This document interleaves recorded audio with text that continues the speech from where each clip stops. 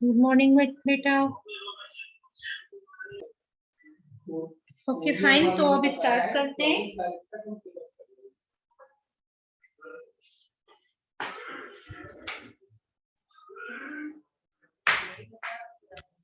तो उस दिन नेट प्रेजेंट वैल्यू मेथड बताया था, वो क्लियर है?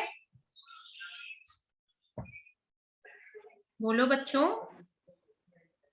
Yes ma'am. Ma'am result ma'am कब तक आएगा?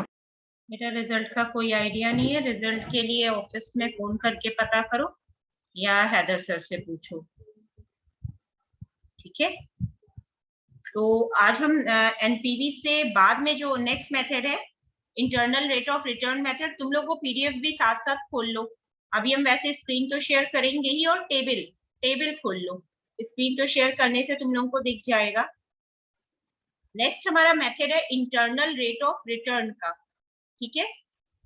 एनपीवी तो क्लियर है ना, किस तरीके से टेबल देखी जाती है, सब क्लियर है? बोलो बच्चों, कोई दिक्कत तो नहीं है ना? तभी हम नेक्स्ट मेथड पर स्विच करेंगे। यस। ओके, तो इंटरनल रेट ऑफ रिटर्न हमारा एनपीवी में हमें क्या दिया होता था? जो भी रेट ऑफ रिटर्न होता था या रेट ऑफ इंटरेस्ट होता था वो हमें प्रोवाइड रहता था, ठीक? उसके बाद हम क्या करते थे? उसी गिवन रेट ऑफ इंटरेस्ट को हम अप्लाई करके अपनी वैल्यूज को कैलकुलेट कर लेते थे, ठीक है? But internal rate of return ये थोड़ा सा जो डिस्काउंटेड कैश फ्लो टेक्निक है उसका थोड़ा सा लिटिल बिट डिफरेंट है। इसे हम एडजस्टेड रेट ऑफ रिटर्न भी कहते हैं। हम इसे एडजस्ट इसलिए कहते हैं और इसमें हम hit and trial method apply करते हैं। मींस हमें एक नॉर्मल फॉर्मूले की हेल्प से हम क्या करते हैं, हमें एक nearest rate of return idea लग जाता है। उसके बाद हम उस नियरेस्ट रेट ऑफ रिटर्न से अपने रेट ऑफ रिटर्न की वैल्यूज निकालते हैं, ठीक है? बस थोड़ा सा ही फर्क होता है, ज्यादा फर्क नहीं होता है। तो आईआरआर की अगर बात करें, इसको हम दो तरीके से सॉल्व कर सकते हैं। यहाँ पे दिख रहा होगा तुम्हें कैलकुलेशन ऑफ आईआर, जहाँ हेडिंग पड़ी है, when the annual cash inflows are equal. Annual cash inflows are equal means जो भी हमारे कैश इनफ्लोज जनरेट हो रहे हैं वो सेम अमाउंट के जनरेट हो रहे हैं। मतलब या तो सारे के सारे 5000 के हैं या सारे 6000 के, इस तरीके से जो उनका अमाउंट है वो इक्वल है। अगर उस केस में जो हमारा फॉर्मूला होगा initial investment upon annual cash inflow. Obvious सी बात है, जो हमारा इनिशियल इन्वेस्टमेंट होगा, क्योंकि सेम कैश इनफ्लोज है, कोई भी अमाउंट डिफरेंट नहीं है, तो हम उसी कैश इनफ्लो से डिवाइड कर देंगे। बट इन सेकेंड केस, जबकि हमारे जो एनुअल कैश इनफ्लोज है वो इक्वल नहीं है, मींस कोई किसी अमाउंट का है, कोई अगर इनफ्लो 2000 का है, अगले ईयर के लिए कोई 3000 का है, फिर 4000 का है, डिफरेंस है अगर, तब हमारे केस में क्या होता है कि हम एक एवरेज कैश इनफ्लो निकाल लेते हैं। प्रेजेंट वैल्यू फैक्टर तो हम वैसे ही निकालेंगे, initial investment upon cash inflow, लेकिन हम उसमें एक एवरेज कैश इनफ्लो निकाल लेते हैं। एवरेज कैश इनफ्लो हमारे कैसे निकलेगा? जो ये दे रखा है टोटल कैश इनफ्लोज, जितने भी कैश इनफ्लो दे रखे हैं उनका सम divided by economic life of the project, जितना भी टाइम पीरियड हमें दे रखा होगा फॉर दैट प्रोजेक्ट, ठीक है? तो इसका हम सोल्यूशन अगर हमें करना हो, हाँ, एक्सेप्ट रिजेक्शन का क्राइटेरिया वही रहता है जो अब तक हम करते आ रहे थे कि अगर internal rate of return is greater than के, जो भी हमें रेट ऑफ रिटर्न है उससे बड़ा होगा तो हम उस प्रोजेक्ट को एक्सेप्ट कर लेंगे, अगर छोटा होगा तो हम रिजेक्ट कर देंगे। अगर उसी के बराबर में रहा तो ये हम पर डिपेंड करता है हम उसे एक्सेप्ट करें या रिजेक्ट करें। ऐसे केस में हम न्यूट्रल बिहेवियर रखते हैं या इनडिफरेंस हो जाते हैं, ठीक है? अब एडवांटेजेस की बात करें। एडवांटेजेस ऑफ आईआरआर क्या है? सबसे पहला है recognition of time value. Obvious सी बात है, जितनी भी डिस्काउंटेड कैश फ्लो टेक्निक्स है ये सब टाइम वैल्यू ऑफ मनी को बहुत जल्दी से रिकॉग्नाइज करती हैं। इजी टू अंडरस्टैंड हर मेथड होता है क्योंकि सब फॉर्मूला बेस्ड है, हमने फॉर्मूलेज में वैल्यू पुट करी और उस वैल्यूज में उस वैल्यूज को ही आगे सॉल्व करते रहे with the help of table और मैनुअली। तो उस केस में बहुत ही इजी टू अंडरस्टैंड है। नेक्स्ट क्या है, इंडिकेट प्रॉफिटेबिलिटी। ऑब्वियस सी बात है, हमारे रेट ऑफ इंटरेस्ट को जब हम निकाल लेंगे, जितना ज्यादा से ज्यादा रेट ऑफ रिटर्न होगा उतना ही ज्यादा हमें प्रॉफिट होगा। तो हाईएस्ट रेट ऑफ रिटर्न क्या करता है, हमें प्रॉफिटेबिलिटी बताता है। कंसिस्टेंट विद ओवरऑल ऑब्जेक्टिव, जो हमारे रेट ऑफ इंटरेस्ट होगा वो जो भी हमारी फर्म का ऑब्जेक्टिव है, जिस पर्पज से वो जिस उस प्रोजेक्ट को एक्सेप्ट कर रही है या रिजेक्ट कर रही है, उसके during the whole life span of that project जो भी वैल्यू होगी या रेट ऑफ रिटर्न होगा वो कंसिस्टेंसी अपनी मेंटेन रखेगा। साथ ही साथ डिसएडवांटेजेस भी होती है। डिसएडवांटेजेस क्या हो सकती है, सबसे पहला है टीडीएस कैलकुलेशन। टीडीएस मींस थकाने वाला। थकाने वाला इसलिए क्योंकि यहाँ पे हमें hit and trial method apply करना पड़ रहा है। कोई जरूरी नहीं है कि एक ही जो हम पहला रेट ऑफ इंटरेस्ट अप्लाई करें उससे ही हमारी वैल्यूज निकल आए। हमें दो या दो से ज्यादा, तीन, चार जो भी रेट ऑफ इंटरेस्ट जेन्युइन होंगे, हमें उन सबकी हेल्प से एग्जैक्ट वैल्यू निकालनी होगी। तो ये कॉम्प्लेक्सिव या टेक्निकल मतलब एक टाइम टेकिंग मेथड है, इसलिए इसे टीडीएस कैलकुलेशन कहा गया है। Next is confusion in multiple rate, क्योंकि हमारे पास बहुत सारे रेट ऑफ इंटरेस्ट आ सकते हैं क्या आते ही हैं। उस केस में हमें ये चूज करना कि कौन सा हमारी फॉर्म के लिए बेस्ट सूटेड है, ये क्या है, इसमें कंफ्यूजन भी हो सकता है। क्योंकि मान लो तुम्हारे पास 17% रेट ऑफ इंटरेस्ट है सपोज, उसी के साथ साथ तुम्हें 17.45 भी दे रखा है, 17.85 भी दे रखा है, ठीक है। तो ये हमारे लिए थोड़ा सा टफ जॉब हो जाता है कि हम किस तरीके से चूज करें कि हमें 17.45 देखना है या 17.85, क्योंकि आंसर में बहुत ज्यादा वैल्यूज का डिफरेंस नहीं आता है, ठीक है। नेक्स्ट क्या है, इनकंसिस्टेंट इन मैक्सिमाइजिंग शेयर होल्डर्स वेल्थ। अब अगर हम शेयर होल्डर्स वेल्थ की बात करें तो उस केस में जो ये वैल्यू होती है इंटरनल रेट ऑफ रिटर्न की, वो इनकंसिस्टेंट होती है, सेम नहीं रहती है, ठीक है। नेक्स्ट क्या है, reinvestment of cash flows. Reinvestment means जो भी कैश फ्लोज जनरेट हो रहे हैं उनको वापस से हम रीइन्वेस्ट कर देंगे।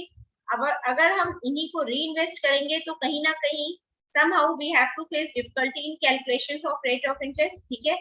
नेक्स्ट क्या है, ignore rupees of net present value. Ignore rupees means net present value से जो अमाउंट फाइनली आता है उस वैल्यू को internal rate of return ignore करता है, ठीक है। जबकि अगर उस वैल्यू को कंसीडर किया जाए तो उससे हमें आंसर के कैलकुलेशन में हेल्प मिल सकती है, ठीक है।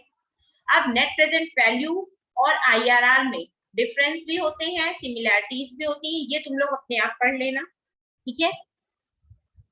हम एक नेक्स्ट क्वेश्चन पर स्विच करते हैं। अच्छा, क्वेश्चन कोई दे ही नहीं रखा है।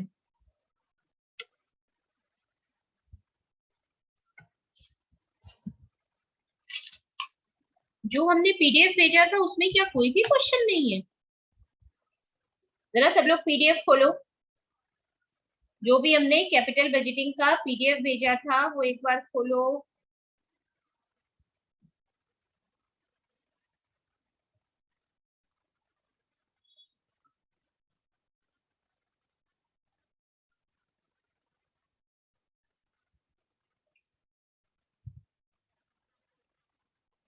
ओके, कोई बात नहीं, हम आईआरआर मेथड भी बताएंगे। आज हम फिर दूसरा मेथड देख लेते हैं, जब इसकी सेकेंड क्लास दिन में होगी तब देख लेंगे। नेक्स्ट हमारा मेथड है profitability index method. Profitability index method जैसा कि बता चुके थे, इसमें हमें क्या करना होता है, जितने भी कैश इनफ्लोज जनरेट हुए होते हैं उनको हम टोटल कैश इनफ्लोज की वैल्यू को डिवाइड कर देते हैं, जो भी हमारा इनिशियल कैश आउटले रहा होता है, ठीक है। उसको डिनोट क्या करने से, उसको आपस में डिवाइड करने से हमें क्या हो जाता है कि जो भी हमारी प्रॉफिट जो भी नेट वैल्यू होती है प्रॉफिटेबिलिटी इंडेक्स की, वो हमें फाइंड हो जाती है, ठीक है। कुछ नहीं करना होता है, इसमें भी वही हमारी वैल्यू रहती है कि वैल्यू अगर 1 से ग्रेटर देन आ रही होती है तो हम एक्सेप्ट करते हैं, लेस देन 1 आ रही होती है तो हम रिजेक्ट करते हैं, और अगर इक्वल रहती है 0 के तो वहां पे हमारा इनडिफरेंस बिहेवियर रहता है, ठीक है। इसके भी क्वेश्चंस शायद हमने पीडीएफ सेंड नहीं की है, जो हम सेकेंड लेक्चर लेंगे उस क्लास में हम इसके पीडीएफ इसके क्वेश्चंस डिस्कस करेंगे। अब हम बात करते हैं, ये तो हमारे सारे नॉन डिस्काउंटेड थे, अब हम बात करते हैं ये डिस्काउंटेड थे। अब बात करते हैं नॉन डिस्काउंटेड की। नॉन डिस्काउंटेड में हमारे दो मेथड थे सिलेबस में, एक अकाउंटिंग रेट ऑफ रिटर्न, दूसरा हमारा पे बैक पीरियड।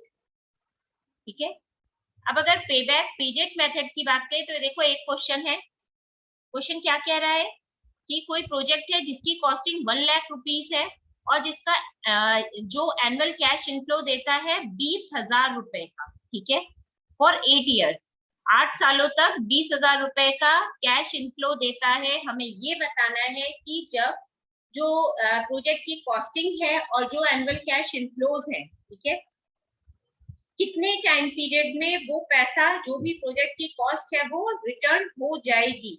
तो हमारा फॉर्मूला ही यही था, initial outlay of the project divided by annual cash inflow. जो हमारा इनिशियल आउटले था वो था 1 लाख रुपीस का, कैश इनफ्लो था हमारा 20,000 का। हमने जब आपस में डिवाइड किया दोनों वैल्यूज को, तब हमारा आंसर आया 5 years. 5 year, that means 5 years में हम पे बैक पीरियड हमारा मिल जाएगा। मीन्स 5 ईयर्स में जो भी हमारे प्रोजेक्ट की कॉस्टिंग थी उतनी हम रिटर्न ले लेंगे। ठीक है, और भी कोई क्वेश्चन है? एक ये क्वेश्चन हमें दिख रहा है, क्या है, कोई प्रोजेक्ट है जिसकी कॉस्टिंग 5 लाख रुपीस है और जो एनुअल प्रॉफिट होता है इस प्रोजेक्ट से वो जनरेट होता है 80,000 रुपीस का। और ये तब जनरेट होता है जबकि हम डेप्रिसिएशन पे कर चुके होते हैं। और कितना डेप्रिसिएशन है हमारा? 12% पर एनम। 12% पर एनम है, बट बिफोर पेइंग टैक्स, जो कि है हमारा 50%। ठीक है, ये जो कुछ भी हम पे करते हैं, ये जो हमारा प्रॉफिट हुआ होता है इसी पर ही लगता है। प्रॉफिट पर ही हमारा टैक्स भी लगता है, प्रॉफिट पर ही हमारा डेप्रिसिएशन भी लगता है। ठीक है, हमें पे बैक पीरियड बताना है। फिर से ध्यान दो, क्वेश्चन क्या कह रहा है, प्रोजेक्ट की कॉस्ट जो है वो है 5 लाख रुपीस, मतलब कॉस्ट ऑफ द प्रोजेक्ट तो हमारा क्लियर है 5 लाख रुपीस। फिर जो प्रोजेक्ट का एनुअल प्रॉफिट है वो कितना है? 80,000 रुपए है, बट ये आफ्टर डेप्रिसिएशन। मीन्स हमने डेप्रिसिएशन ऑलरेडी, जो ये 80,000 हमें प्रॉफिट अचीव हुआ है, इसमें से हम 12% के हिसाब से डेप्रिसिएशन ऑलरेडी पे कर चुके हैं, बट टैक्स अभी हमने 50% पे नहीं किया है। तो अब हमें प्रॉफिट की वैल्यू निकालनी है। कैसे निकालनी है? जो कि हमें डेप्रिसिएशन पे करने के बाद, लेकिन प्रॉफिट पे करने, बोलो, डेप्रिसिएशन पे करने के बाद लेकिन प्रॉफिट पे करने के पहले। ध्यान तो दो, हमें क्या दे रखा है, कैसे हम सॉल्व करेंगे? प्रॉफिट बिफोर टैक्स हमें कितना दे रखा है? 80,000 रुपए।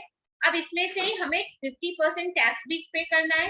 इस 80,000 का 50% कितना होता है? हमने जस्ट हाफ किया तो वो आया 40,000। हमने टैक्स जो था 50% मीन्स 40,000 रुपीज लेस कर दिए, तो हमारा प्रॉफिट आफ्टर टैक्स पेमेंट कितना आ गया? 40,000। अब डेप्रिसिएशन जो है हमारा वो किस पर हमें निकलेगा? जो हमारी overall cost of the project है। डेप्रिसिएशन हमारा था 12%, हमने क्या किया, इस 5 लाख का 12% निकाल लिया। ठीक है, 5 लाख का 12% जो कि हमारा डेप्रिसिएशन था, अब हमें वो भी लेस करना है। तो वो कितना निकलेगा? 5 लाख का 12,000 होता है 60,000।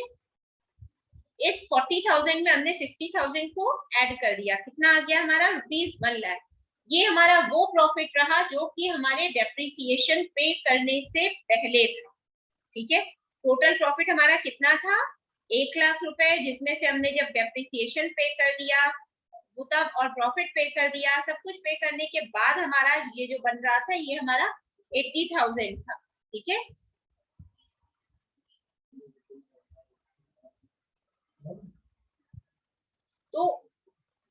तो अब हमें क्या करना है, ये हमारा प्रॉफिट तो आ गया जो कि आफ्टर डेप्रिसिएशन था बट बिफोर टैक्स था। अब हमें क्या करना है? पे बैक पीरियड निकालना है। पे बैक पीरियड के लिए फाइनली हम अपना फॉर्मूला यूज करेंगे, वो क्या है? कॉस्ट ऑफ द प्रोजेक्ट जो कि है 5 लाख रुपीज, और एनुअल कैश इनफ्लो जो कि हमारा अभी आया है 1 लाख रुपीज।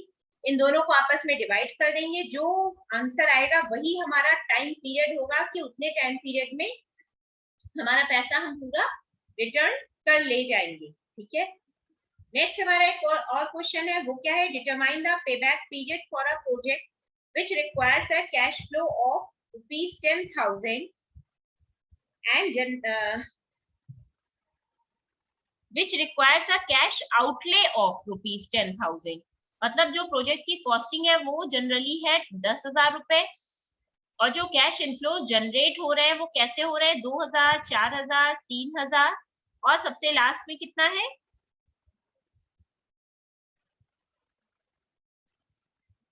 ये तो दिख ही नहीं रहा है। 2000 है, ठीक है। 2000, 4000, 3000 और वापस से फिर से हमारा 2000 है।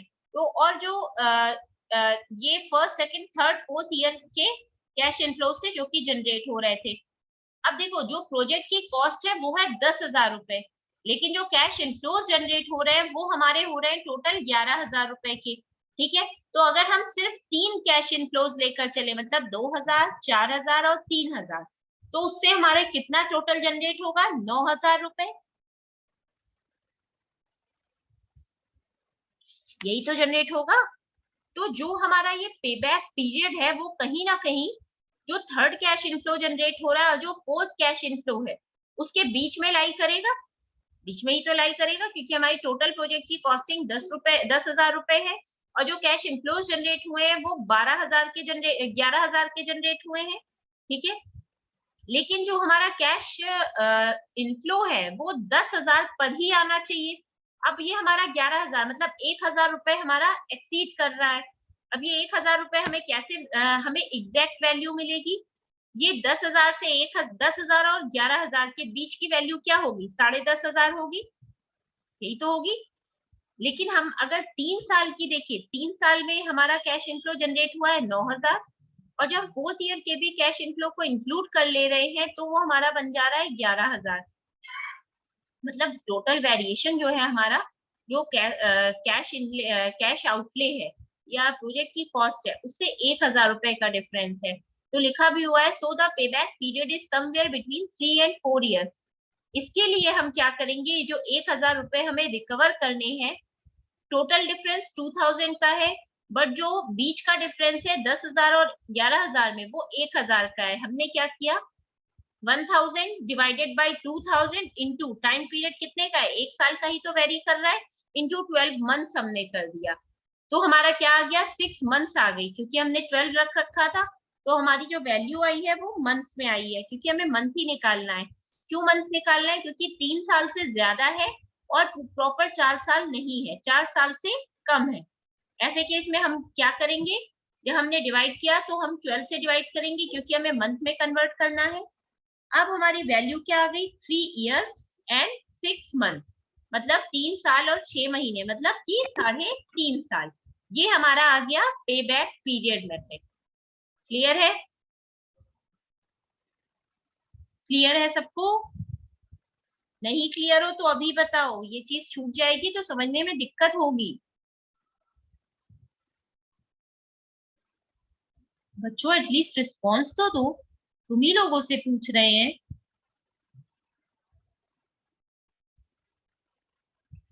फाइन, मत बोलो। नेक्स्ट हमारा है accounting rate of return method. Accounting rate of return method means, ये मेथड क्या होता है, according to this method the capital investment proposals are judged on the basis of their relative profitability.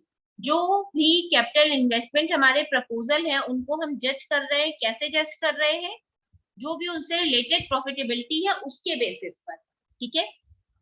इसके लिए हमें क्या करना होता है, जो भी हमारी एनुअल एवरेज नेट अर्निंग्स हुई होती हैं उसको हम एवरेज इन्वेस्टमेंट से डिवाइड करके 100 से मल्टीप्लाई कर देते हैं, तो हमारा एवरेज रेट ऑफ रिटर्न या accounting rate of return find हो जाता है, ठीक है। फॉर्मूला भी हमारा यही कह रहा है, annual average net earnings divided by original investment into 100। जो है हमारी एवरेज एनुअल नेट अर्निंग्स है, ये क्या है, जितनी भी अर्निंग्स है उनकी एवरेज अर्निंग है। जब एवरेज अर्निंग मीन्स वो अर्निंग है, दैट मीन्स हम अपना डेप्रिसिएशन टैक्स जो कुछ भी है हम सब पे कर चुके हैं। कितने टाइम पीरियड के लिए, जो भी हमारे प्रोजेक्ट का लाइफ स्पैन होगा, जो भी दे रखा होगा। अब देखो इसमें क्या है, बहुत सारे हमें फॉर्मूले दे रखे हैं, हर फॉर्मूले में अलग अलग वैल्यूज है। लाइक किसी क्वेश्चन में हमें क्या दे रखी है, स्क्रैप वैल्यू दे रखी है, किसी क्वेश्चन में हमें नहीं दे रखी है। तो हम ये फॉर्मूलों का यूज उसी के अकॉर्डिंग करेंगे जैसी वैल्यूज हमें गिवन है। लाइक अभी लास्ट सेमेस्टर में तुम लोगों ने मैनेजमेंट अकाउंटिंग में कॉस्ट वैल्यूम प्रॉफिट एनालिसिस पढ़ी थी, सीवीपी रेशियो। तो सीवीपी एनालिसिस में हमने क्या पढ़ा था, हमें कंट्रीब्यूशन भी निकालना था, फिक्स कॉस्ट भी निकालनी थी, ब्रेक इवन पॉइंट भी निकालना था। अब हर question to question values differ कर रही थी। क्यों डिफर कर रही, क्योंकि किसी क्वेश्चन में कोई एक वैल्यू दे रखी है, किसी दूसरे क्वेश्चन में कोई और वैल्यू दे रखी है। ऐसे केस में हम क्या करेंगे, हर क्वेश्चन टू क्वेश्चन जो वैल्यू हमें गिवन है हम उसी से रिलेटेड फॉर्मूले को यूज करेंगे। सेम वही चीज यहाँ पर भी एप्लीकेबल होगी कि हम एवरेज रेट ऑफ रिटर्न तो निकाल रहे हैं, बट अगर क्वेश्चन में हमें स्टेप वैल्यू दे रखा है तो हम उसको सॉल्व करेंगे, उस वाले फॉर्मूले को अप्लाई करेंगे। अगर हमें एवरेज या फ्यूचर एनुअल नेट अर्निंग्स दे रखी है तो हम ऐसे केस में हमारा फॉर्मूला चेंज हो जाएगा। इन शॉर्ट कि जो हमारा जिस हिसाब से हमारा फॉर्मूला दे रखा है उसी फॉर्मूले के अकॉर्डिंग ही हम क्या करेंगे, सॉल्व करेंगे। ठीक है, अच्छा अब क्या है, हम बात करते हैं एडवांटेजेस की। क्या क्या एडवांटेजेस हो सकते हैं, इजी टू कैलकुलेट, बेसिक्स है भाई, फॉर्मूले में वैल्यू रखनी है तो हमारा कैलकुलेशन तो इजी हो ही जाएगा। एंटायर कैश इनफ्लोज का कंसीडरेशन होता है, जितने भी कैश इनफ्लोज दे रखे हैं 5, 6, और मान लो कि अगर कहीं मिड में वैल्यू आ रही है जैसा अभी पेबैक पीरियड में हम लोगों ने देखा था, उस तरीके के सारे ही कैश इनफ्लोज को कंसीडर किया जाता है। ठीक है, based on financial data, obvious सी बात है जो भी हम काम कर रहे हैं वो हमारे किस पर बेस है, जो भी हम वैल्यू निकाल रहे हैं वो हमारी जो भी हमारे कैश इनफ्लोज जनरेट हो रहे हैं उन्हीं इनफ्लोज की वैल्यूज पर बेस है। दैट मींस जो भी हमारा फाइनेंशियल डेटा है उस पर ही बेस्ड होगा। डिसएडवांटेजेस क्या क्या हो सकते हैं, ignores time value of money, जितने भी ये discounted non discounted cash flow techniques मिलेंगी सब में टाइम वैल्यू ऑफ मनी को प्रॉपर वे में क्या किया गया है, इग्नोर किया गया है।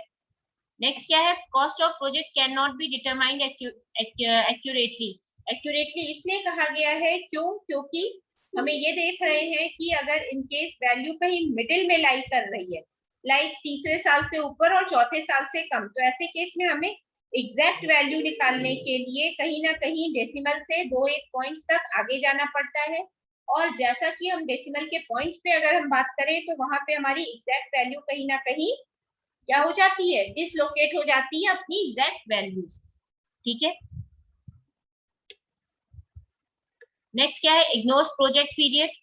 अगर मान लो कोई वैल्यू 2.75 ईयर्स आ रही है या 2.125 ईयर आ रही है, ऐसे केस में जो प्रोजेक्ट का एग्जैक्ट टाइम पीरियड है वो कहीं ना कहीं इग्नोर्ड होता है। ठीक है, लास्ट क्या है, not suitable for investment in parts. अगर हम इन्वेस्टमेंट बाय पार्ट्स कर रहे हैं, बाय पार्ट्स मींस पार्ट में डिवाइड करके कर रहे हैं, उस केस में हमारा ये मेथड टोटली फेलियर साबित होगा।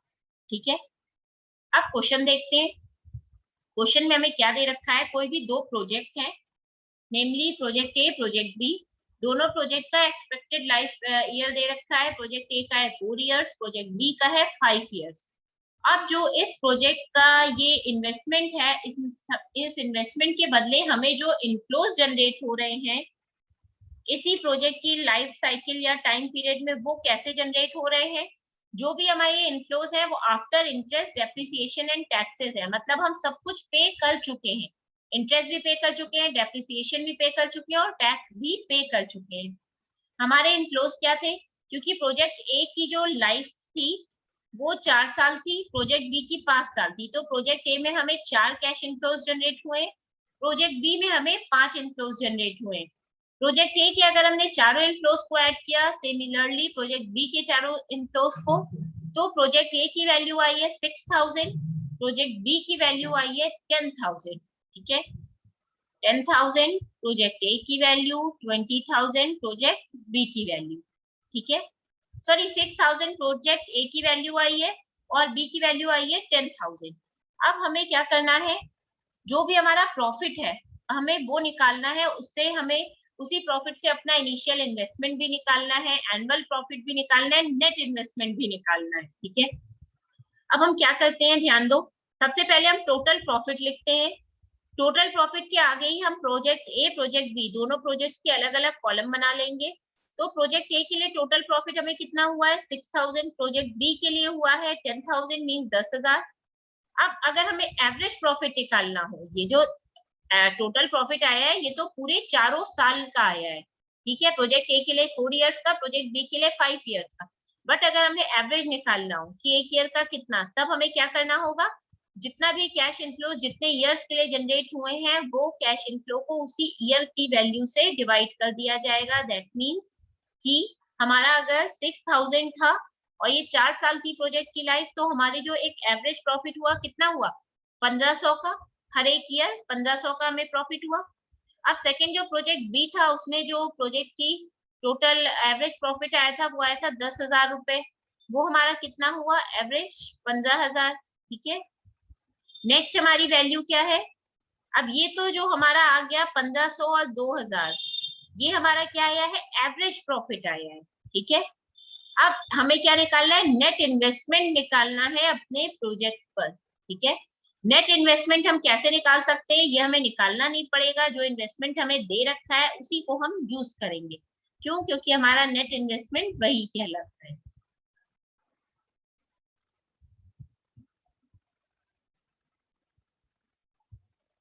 ठीक है, अब हमारा नेट इन्वेस्टमेंट आ गया 20,000 रुपए, 30,000 रुपए। अब हम हाँ, ये हो गया। अब हमें क्या करना है, जो ये हमारा एवरेज रेट ऑफ रिटर्न आया है, बच्चों एक सेकंड थोड़ा सा रुकना, एक सेकंड।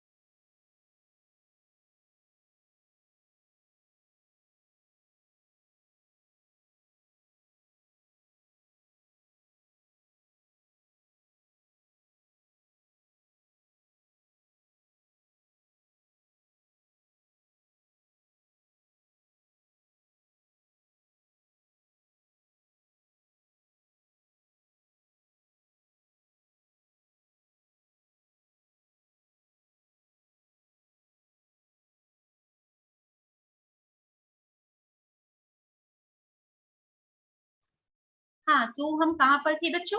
अब हम एवरेज रेट ऑफ रिटर्न की बात करें तो ये हमारा एवरेज एनुअल प्रॉफिट जो आया 1500 प्रोजेक्ट ए के लिए और 2000 प्रोजेक्ट बी के लिए। अब इस एवरेज एनुअल प्रॉफिट को, जो कि हमारे फॉर्मूले जैसा भी हमने डिस्कस किया था कि जो हमें क्वेश्चन में दे रखा होता है उसी के अकॉर्डिंग ही हम काम करते हैं, ठीक है। जैसे क्वेश्चन में यहाँ हमें कोई भी स्क्रैप वैल्यू नहीं दे रखी है, सिर्फ एक्सपेक्टेड लाइफ पीरियड दे रखा है हमारे प्रोजेक्ट का। उस केस में हम क्या करते हैं, जो ये हमारा एवरेज एनुअल प्रॉफिट है, प्रोजेक्ट ए की अभी बात कर रहे हैं, इसमें ये जो हमारा 1500 है इसको हम डिवाइड कर देंगे किससे, जो हमारे टोटल प्रोजेक्ट ए का इन्वेस्टमेंट है, ठीक है। क्योंकि हमें एवरेज रेट ऑफ रिटर्न निकालना है तो इसलिए हम एवरेज निकालने के लिए 100 से मल्टीप्लाई भी करेंगे। सेम प्रोसीजर हम प्रोजेक्ट बी के लिए करेंगे, लाइक जो भी एवरेज प्रॉफिट है divided by total project cost into 100। तो इन दोनों के केस में जो हमारा एवरेज रेट ऑफ रिटर्न आया वो कितना आया, ए के लिए 7.5% और बी के लिए 6.66%, ठीक है। अब हमें क्या करना है, ये जो आया है ये हमारा क्या है, एवरेज रेट ऑफ रिटर्न जो हमें इनिशियल इन्वेस्टमेंट जो है और जो एवरेज रेट ऑफ रिटर्न है लिखा भी हुआ है, but if we calculate average rate of return on average investment which is initial investment divided by 2। क्यों इनिशियल हम 2 से डिवाइड कर रहे हैं ये भी देखो, एक मिनट, यहाँ पे हमें क्या है, 2 प्रोजेक्ट दे रखे हैं, ठीक है, और हमारा जो रिक्वायर्ड रेट ऑफ रिटर्न है वो 12% है। हमें ये भी पूछा गया है कि इसमें हमें किस प्रोजेक्ट को लेना है, ये हमारा गिवन डेटा था। अब हम एवरेज निकाल रहे हैं, 2 प्रोजेक्ट है इसलिए हम 2 से डिवाइड करेंगे, तो जो हमने 20,000 को 2 से किया तो हमारी जो वैल्यू आई है, एवरेज रेट ऑफ रिटर्न आया है रुपीस के फॉर्म में, वो 10,000 आया, और प्रोजेक्ट बी को जब 30,000 को 2 से डिवाइड किया तो हमारा 15,000 आया। फाइन। अब हमें क्या करना है, जो ये हमारा एवरेज एनुअल प्रॉफिट आया है इसको जो हमारा एवरेज इन्वेस्टमेंट आया है प्रोजेक्ट के लिए उससे डिवाइड करेंगे। तो हमने जब डिवाइड करके 100 से मल्टीप्लाई किया तो हमारा 15% आया। प्रोजेक्ट बी के लिए हमारा जब हमने 2000 को 15,000 से डिवाइड करके 100 से मल्टीप्लाई किया तो 13.33% आया, ठीक है। अब ऐसे केस में अगर हम देखें तो जो हमारा प्रोजेक्ट है वो हमें जो क्वेश्चन में हमें दे रखा था रिक्वायर्ड रेट ऑफ रिटर्न वो हमारा कितना दे रखा था, 12%, जो कि हमारा रिक्वायर्ड रेट ऑफ रिटर्न था। बट जो हमारा आया है प्रोजेक्ट ए के केस में आया है कितना, 15%, और प्रोजेक्ट बी के केस में हमारा कम आया है 13.33%। ऐसे केस में जिस प्रोजेक्ट से हमें ज्यादा रिटर्न मिल रहा होता है उस प्रोजेक्ट को हम कैलकुलेट करते हैं। तो यहाँ से हमें ज्यादा रिटर्न मिल रहा है इसलिए हम प्रोजेक्ट ए को एक्सेप्ट कर लेंगे और प्रोजेक्ट बी को रिजेक्ट कर देंगे। क्लियर हुआ? सेम ऐसे ही और भी क्वेश्चंस हमें दे रखे हैं, ये सारे क्वेश्चंस हम जो नेक्स्ट लेक्चर होगा फाइनेंशियल मैनेजमेंट का 3 बजे से उसमें डिस्कस करेंगे। इतने मेथड क्लियर है? बोलो बच्चों, तुम ही लोगों से पूछ रहे हैं, एटलीस्ट रिस्पॉन्स तो दिया करो। फाइन, तुम लोग मुंह बंद करके ही बैठे रहो। हम ये क्लास अब वाइंड अप कर रहे हैं और 3 बजे से अब दोबारा दूसरी क्लास होगी 2 बजे से फाइनेंशियल मैनेजमेंट की। उसमें अकाउंटिंग रेट और एवरेज रेट ऑफ रिटर्न के ही और मेथड और क्वेश्चंस कराएंगे, और उसके अलावा जो अभी IRR का बाकी रह गया है और प्रॉफिटेबिलिटी इंडेक्स बाकी रह गया उसके रेस्ट क्वेश्चंस कराएंगे। Fine, now thank you.